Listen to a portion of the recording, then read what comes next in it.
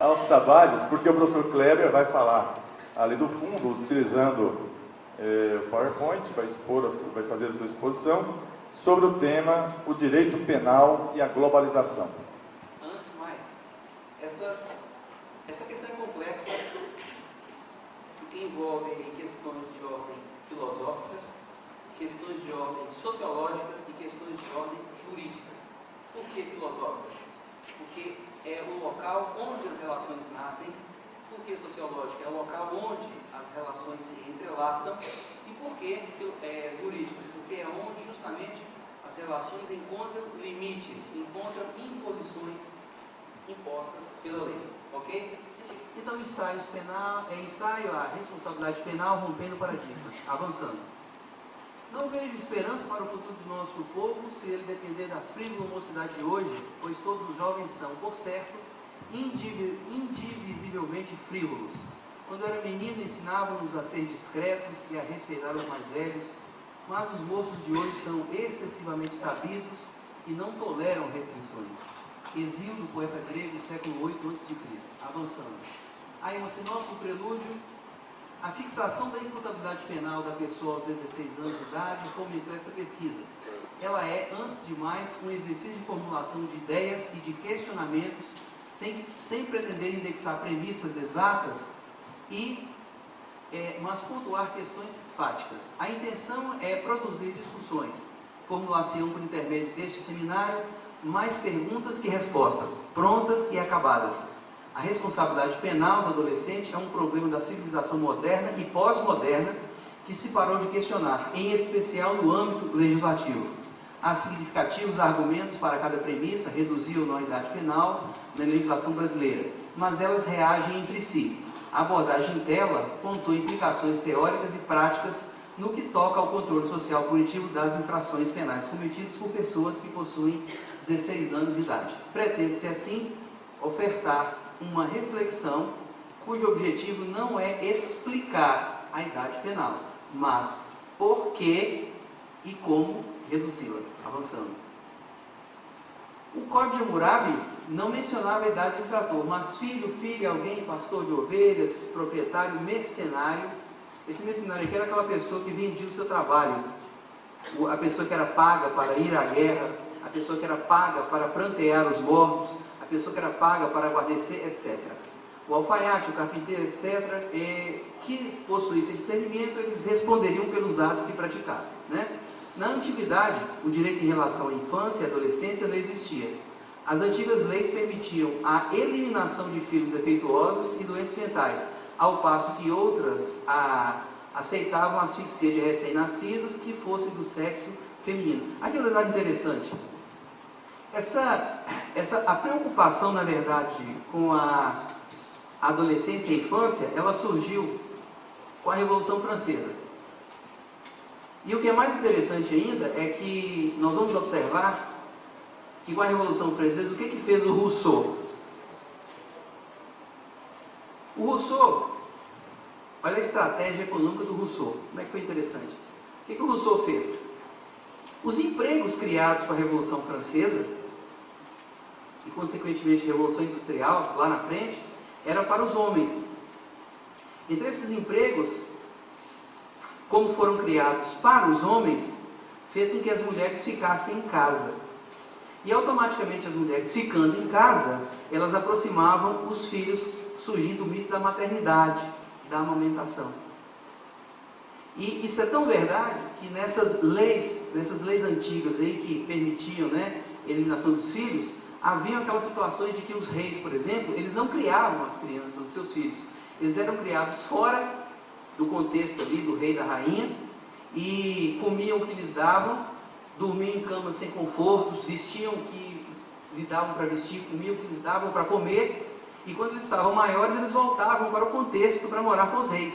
Daí a questão dos reis e das rainhas cruéis, dos reis impiedosos com os seus súditos, e dos reis e rainhas malvados, né? Então, surgiu mais ou menos nessas circunstâncias aí.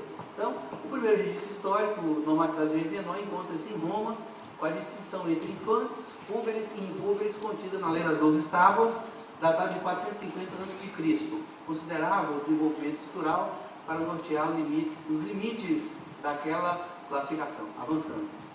Com relação aos menores, numerosos são os textos que admitem imputabilidade penal a partir da puberdade. A evolução do direito penal foi no sentido de não excusar totalmente o impúbere, mas apená-lo de forma atenuada. Um texto de Gás sustenta que quem está próximo à puberdade é capaz de furtar.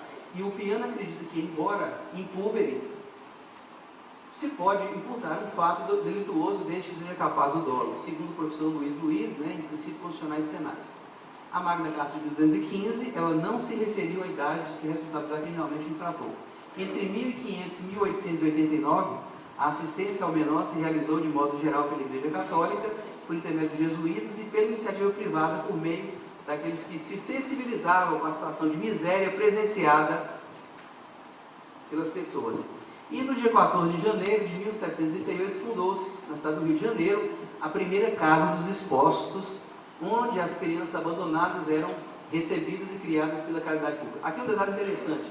Eu estava lendo um livro esses dias, da Clarice Lispector, uma ucraniana que veio para o Brasil, uma jornalista fenomenal. Eu gosto muito dos textos da Clarice, das obras dela. E essa Casa dos Expostos, que ainda existe hoje no Rio de Janeiro, ela chamava-se Casa da Roda. Por que Casa da Roda? Porque tinha uma roda de madeira na entrada dessa casa para receber as crianças e os órfãos, que eram deixados ali pelos pais para serem criados aí por essa Casa dos Expostos.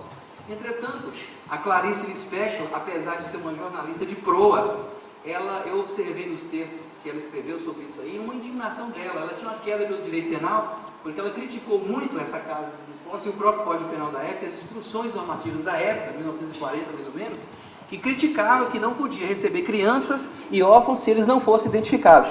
É interessante essa questão aqui, porque ela demonstra a preocupação dela, apesar de ser jornalista, com a questão relacionada à minoridade e a questão do crime e do zelo com as crianças. Olha lá, Thiago. Bom, em julho de 1862, o Senado aprovou a Lei Silveira da Mata, que proibia a venda de escravos sobre o pregão e a exposição pública, bem como a proibição de qualquer venda separar o pai do filho e o marido da mulher.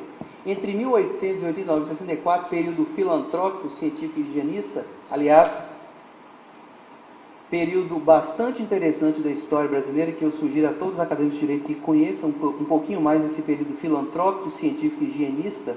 Predominou a assistência ao órfão, ao abandonado delinquente, alicerçado no raciocínio científico, na racionalidade científica, onde o método, a sistematização e a disciplina teriam a preferência sobre a piedade católica cristã do período anterior, com o avanço.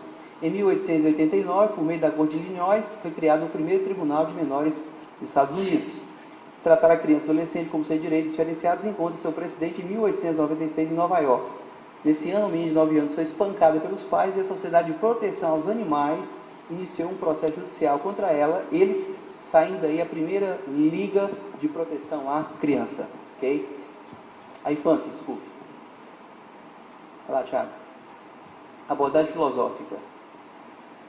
O crime é um episódio na vida da pessoa que o pratica, não podendo, então, ser destacado num único patamar.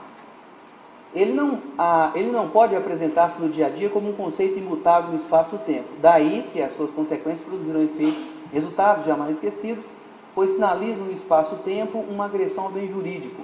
Em muitos casos, o jovem é obrigado a assumir as responsabilidades do adulto porque o seu grupo social é uma condição de sobrevivência. Isso é fato.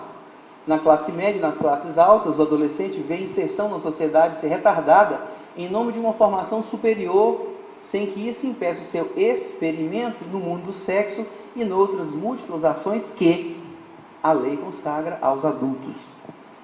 Muitos preconceitos orbitam o tema de discussão. Um deles é legal. O mundo contemporâneo se comporta frente ao fato de estar vivenciando a maior antecipação da maturidade sexual cognitiva da história humana de forma inadequada. Olha lá. Hoje, o jovem de 14, 15, 16 anos se vê maduro, sente seu corpo apto, possui um nível razoável de compreensão, busca participar e intervir no seu processo de vida, projeta, mas é incapacitado pela lei. A conformação da sua cidadania se acha impedida por uma concepção legal que só lhe dará liberdade jurídica daqui a 2 ou 3 anos. A inadequação entre